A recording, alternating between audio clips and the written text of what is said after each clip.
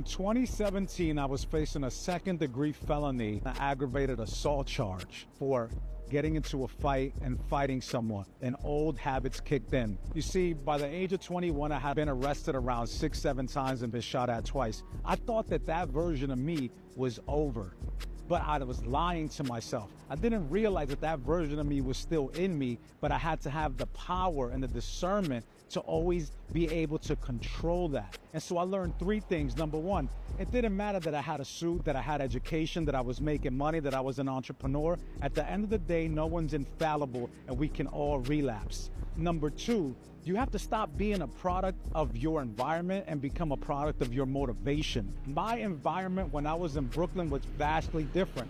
The environment that I was when I was in Florida was one where I was thriving, but I had to check myself so that when I got out, I was able to resume, beat the charge, and be able to orchestrate and fashion a version of myself that always puts myself in check.